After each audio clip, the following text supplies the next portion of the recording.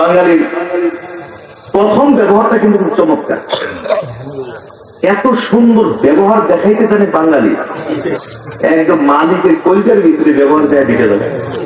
দুইটা পরে পুরোটা কলজা টাইট হইয়া বাইরে দৌড় দিয়ে এটারে কই কি বাঙালি।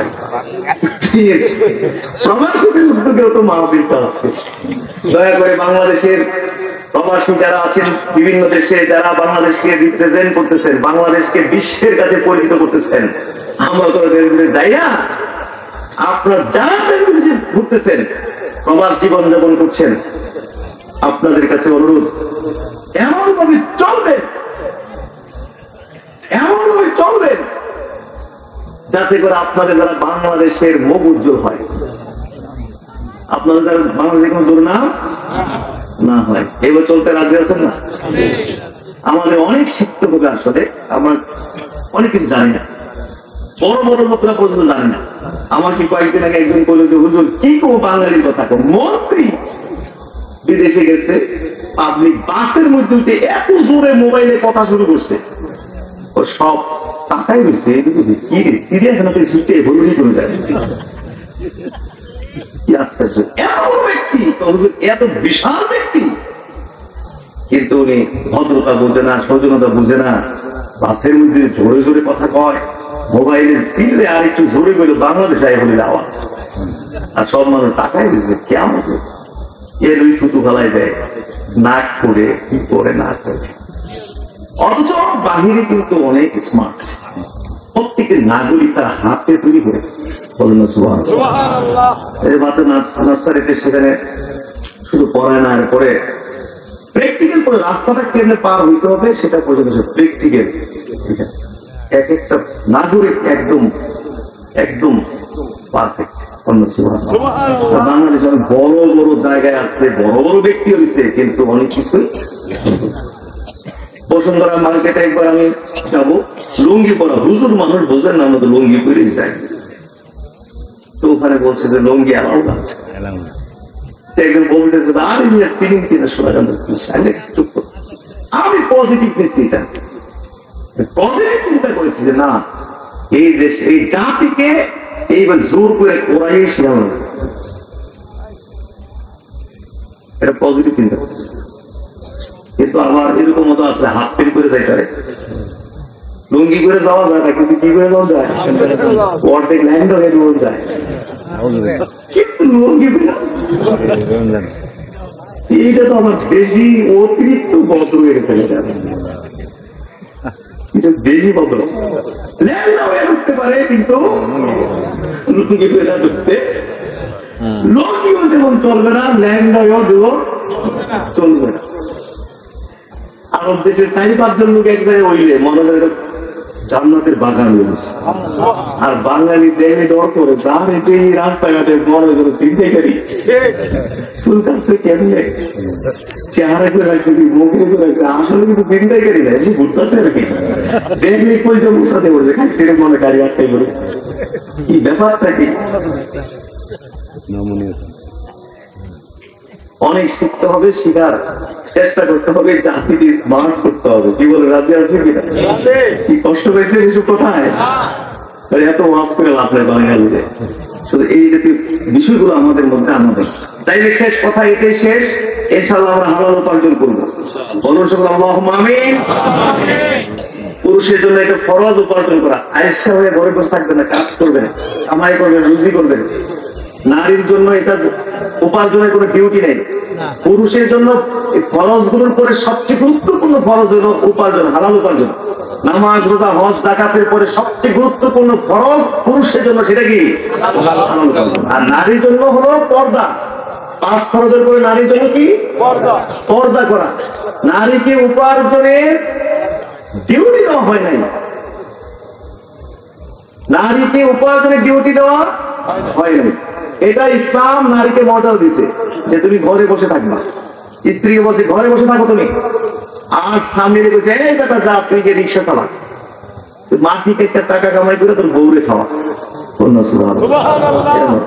ঘর সামলাইবে নারী, আর বাহির সামলাবে পুরুষ।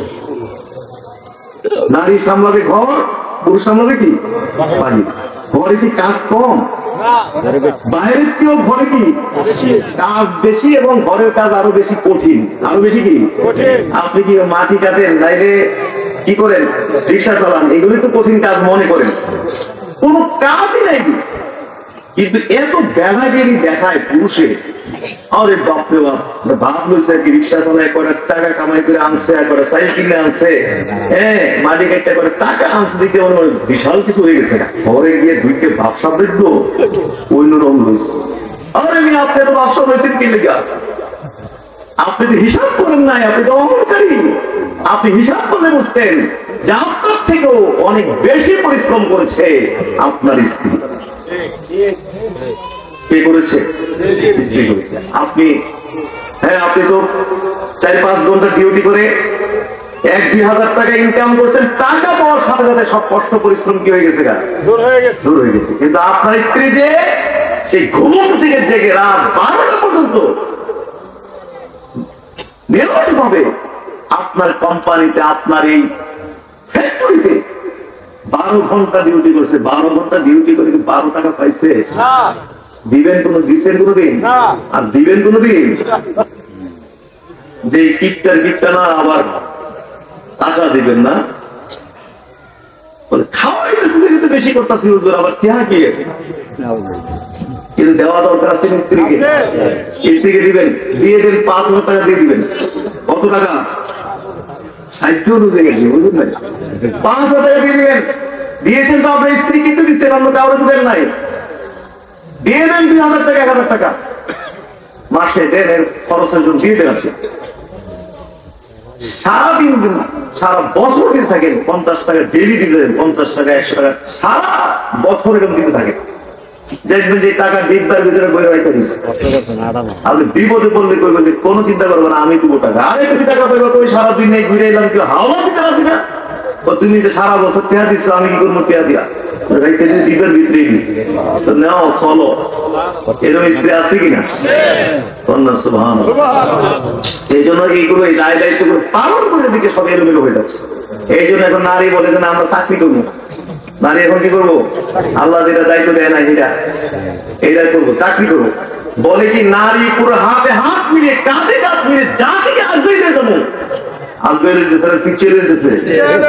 সমানে পরিবার ভাঙতেছে, সংসার ভাঙতেছে, পরিবার ভাঙতেছে, তালাক বাড়তেছে, বিচ্ছেদ, বিবাহ বিচ্ছেদ ঘটতেছে।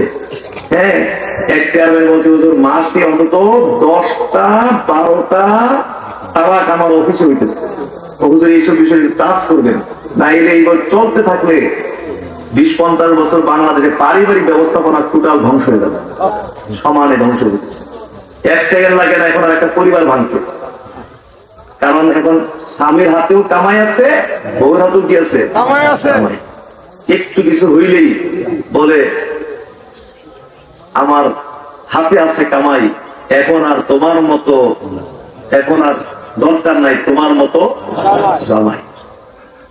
একসময় কষ্ট করে স্বামীর সংসারে টিকে থাকতো, শাশুড়ি অত্যাচার, শ্বশুরের অত্যাচার, দেওয়ার অত্যাচার, 10 জনের অত্যাচার সহ্য করে টিকে থাকতো সংসারের মধ্যে। আর এখন যদি এমনি ম্যাডাম থাকতে পারে, আর দাঁড়ি তোমার একটু ভুল হইলে বলে যে আমি আর তোমার সাথে নাই, কারণ এখন আমার হাতে আছে কামাই, এখন আর দরকার নাই তোমার মতো জামাই।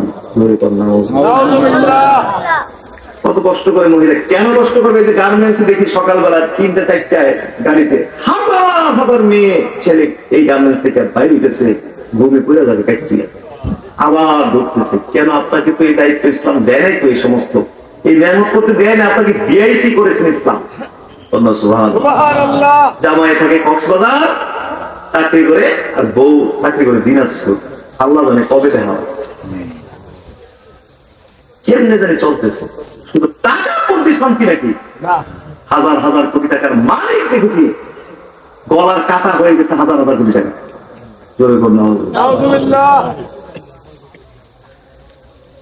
গায়ক গায়িকা নায়ক নায়িকা মনে করতেছে যে এরা মনে হয় যে পৃথিবীতে খুব লাক্সারিয়াস জীবন লিড করতেছে, খবর নিয়ে গিয়ে দেখেন এরা পৃথিবীর মধ্যে জাহান্নামের আগুনের মধ্যে বাস করতেছে। দেখতে এরকম মনে হয়, কিন্তু এরা কি পরিমাণ নির্যাতিত হয় চিন্তাও করা যায়। কারণ কিভাবে নিজেদেরকে রক্ষা করতে হয়। সুতরাং হাজির, ইসলামের সুযোগ আছে, বাংলাদেশের মধ্যে শ্রেষ্ঠ ধনী হয়ে যান, কোনো অসুবিধা নেই, কিন্তু হালাল তরিকায় হইতে হবে। বলেন না সুবহানাল্লাহ। তাইলে আমরা কোনটা নিব? হালাল নিব, হারাম আমরা গ্রহণ করব। তাইলে এটার পরিণতি খুবই খারাপ হবে। আমরা হারাম থেকে বেঁচে থাকবো, হালাল আমরা গ্রহণ করবো। আল্লাহ তাআলা আমাদেরকে কবুল করবো না। আমিন। আমরা হলাম ইসলাম প্রচার করি, এই জন্য ইসলামের কথাগুলো তো আমাদের বলতে হবে, এই জন্য বলছি। মানতে পারবেন না পারবেন সেটা আপনার ব্যাপার, কিন্তু আমাদের দায়িত্ব প্রচার করা।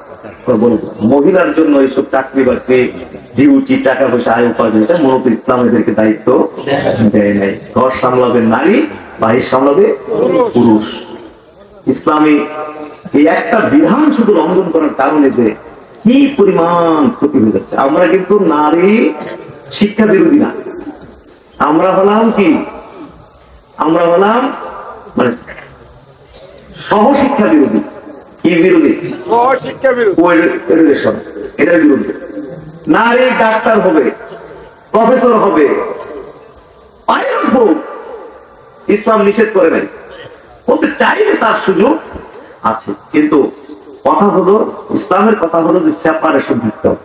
ঢাকা বিশ্ববিদ্যালয় একটা আছে, দিয়ে দেন ছেলেদের, তো আছে, এটা দিয়ে দেন ছেলেদেরকে, দিয়ে দেন, শুধু ছেলেরা থাকবে। একদম ভিসি থেকে ঝালদার পর্যন্ত এই এরিয়াতে শুধু ছেলেরা থাকবে, এখানে কোন নারী ঢুকতে পারবে। আবার সেম আরেকটা ঢাকা বিশ্ববিদ্যালয় হয়ে যাক, যেটা হবে কাদের জন্য? একদম ভিসি থেকে শুরু করে ঝালদার পর্যন্ত এই এরিয়াতে শুধু থাকবে কারা? তাইলে নারী কি ডাক্তার হইতে কোনো অসুবিধা আছে? ইঞ্জিনিয়ার হইতে অসুবিধা আছে? ইসলাম শুধু এই কথাটা না কইছে, তাহলে সুন্দর হয়েছিল। আর নাইলে দেনা, বেবিচার, ধর্ষণ, পরকীয়া যা আছে এগুলো চলবে। আর এই সমানে খুন হবে, খুন খারাপি হবে, মানুষ মরবে, শান্তির লাগল কিয়ামত পর্যন্ত খুঁজে পাবে হবে না। ইসলামের এই নিয়ম বাইরে চিন্তা করলে হবে না কোনোদিন। এক ফেরে জিকির করবো, দোয়া করে দেবো। আল্লাহ তাআলা আজকের মাহফিলকে কবুল করুন না। আমি এই মাহফিল যারা আয়োজন করেছেন তাদের কবুল করেন, তাদের এই মেহনতকে আল্লাহ পাক কবুল করেন। মাশাআল্লাহ, জগন্নাথপুর প্রবাসী যুবক তরুণ সবাই মিলে এই মাহফিল, সুন্দর মাহফিল আয়োজন করেছেন। থ্যাংক ইউ ভেরি মাচ আপনাদের। বলেন আলহামদুলিল্লাহ। আল্লাহ তাআলা আপনাদের কোন জাযা দান করেন। একজন জিকিরটা আর কলমা শুরু, দুইটা জিকির মাত্র করবো, লম্বা করবো না। দেরি হয়ে গেছে, কেন একটু একটু করে দেরি হয়ে গেছে। আমি আমার কালবে দিকে মতবাদ দিয়েছি, আমার কলম যেন পিছিয়ে বলে চালু করেছিলাম। আল্লাহ তাআলা দিকে মতবাদ দিয়েছে, আল্লাহ তাআলা তৌফিক একজন জিকির ভাই আমার কালবে আসো, আমার কোন মহব্বত ইসমাতের একজন জিকির করি। আল্লাহ একবার শুনে মহব্বত বিসমিল্লাহ। আল্লাহ আল্লাহ আল্লাহ আল্লাহ আল্লাহ Allah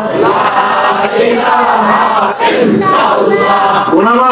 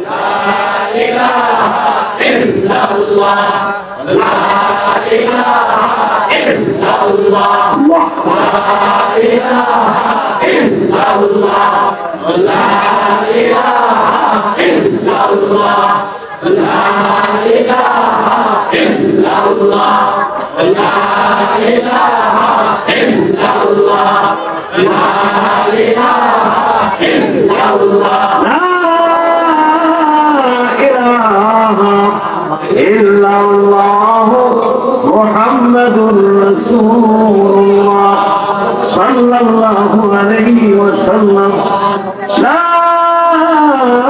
ইলাহা ইল্লাল্লাহ মুহাম্মাদুর রাসূলুল্লাহ সাল্লাল্লাহু আলাইহি ওয়াসাল্লাম সাল্লাল্লাহু আলাইহি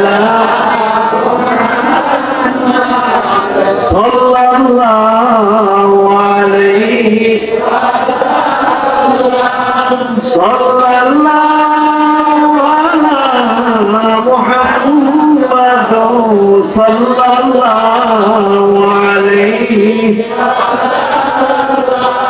আসলে একটু তাজিম আর নবীজিকে দাঁড়া একটু সালাম দিয়ে দে ইয়া নবী সালাম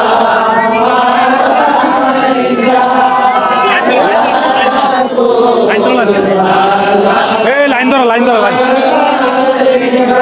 ইয়া হাবিব সালাম আলাইকা সালাওয়াতুল্লাহ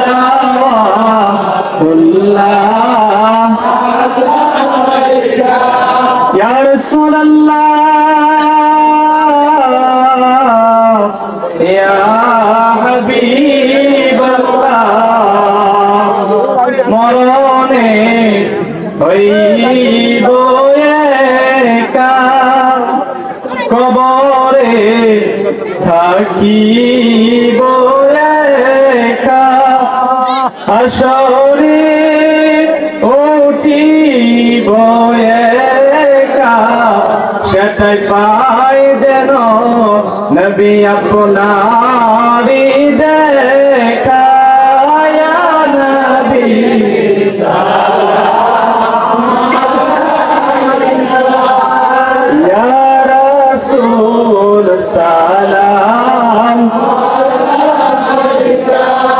ইয়া হাবিব সালাম আলাইকা সালাওয়াতুল্লাহ ইয়া রাব্বি সাল্লি ওয়া সাল্লিম দাইমান Allah bikmalihi kashabat tuja bijamalihi asnat jami'u khisalihi sallu alayhi da'ilallahi wal mustamsikuna bihi mustamsikuna bi'abli ghairi munqasimi balagana bikmalihi kashabat tuja bijamalihi hasunat jami'u khisalihi sallu alayhi da'ilallahi wal mustamsikuna bihi mustamsikuna bi'abli ghairi munqasimi balagana bikmalihi حسنت جميع خصاله صلوا عليه লেগে লেগে বসুন। কাতার ধরতে 1 minute লাগবে, কাতার ধরতে কি আবার একটু হ্যাঁ লেগে লেগে বসে কাতার আমি ঠিক করে দেবো, কেমন?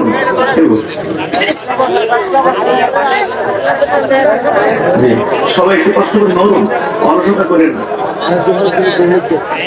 إن كنتم تحبون الله فاتبعوني يحببكم الله ويغفر لكم ذنوبكم والله غفور رحيم بلغ العلا بكماله كشف الدجى بجماله حسنت جميع خصاله صلوا عليه اللهم صل وسلم وبارك عليه সবাই বলুন আলহামদুলিল্লাহ। এখন আমরা সকলে তওবা করব আমাদের জীবনের সমস্ত গুনাহ থেকে।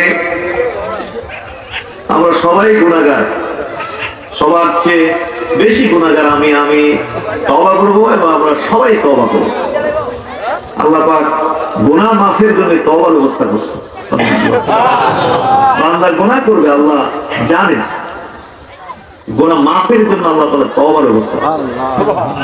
তওবা হলো পূর্বের গুনাহ থেকে অনুতপ্ত হওয়া, সামনে করব না প্রতিজ্ঞাবদ্ধ হওয়া, তারপর আল্লাহর কাছে মাফ চাওয়া, এই হলো তওবা। এমনি তওবা করলে আল্লাহ সাথে সাথে মাফ করে দিবেন। আসুন তওবা করব। আর আপনাদেরকে বায়াত করানো হবে, মুরিদ করানো হবে, বায়াত করানো হবে। বায়াত এটাও ইসলামের বিধানগুলোর মধ্যে হতে একটা বিধান। ইসলামের যত বিধান আছে তার মধ্যে একটা বিধান হলো কি? বায়াত। আল্লাহ রাসূলের কাছে সাহাবায়ে কেরাম বায়াত দিতেন। আবু বকর সিদ্দিক, ওমর, ওসমান, আলী রাদিয়াল্লাহু তাআলা আনহুম, তাদের কাছে সাহাবায়ে কেরাম বায়াত গ্রহণ করতেন। ইসলামের বিধানগুলোর মধ্যে হতে এটা একটা বিধান। সৌদি আরবে হয়তো পীর মুরিদ নাও লাগতে পারে, কারণ সেটা ইসলামী দেশ, কোরআনের আইনগুলো সেখানে প্রতিষ্ঠিত আছে। ওই দেশে পাপ করা সহজ না, পাপ করা বড় কঠিন। চুরি করবেন, হাত কেটে দেওয়া হবে। চুরি করলে কি কেটে দেবে? খুন করবেন, মৃত্যুদণ্ড। লিঙ্গার হবে না, অল্প সময়ের মধ্যে কার্যকর হয়ে যাবে। জানার বিচার করবে, মৃত্যুদণ্ড। মদ পান করবেন, বেত্রাঘাত করবে, সর্বোচ্চ শাস্তি মৃত্যুদণ্ড পর্যন্ত আছে। এক অর্থ নামাজ না করলে পুলিশ ধরে নিয়ে যাবে জেলখানে, নিয়ে পিটাবে, নামাজ পড়াবে, তওবা করাবে, এরপরে ছাড়বে।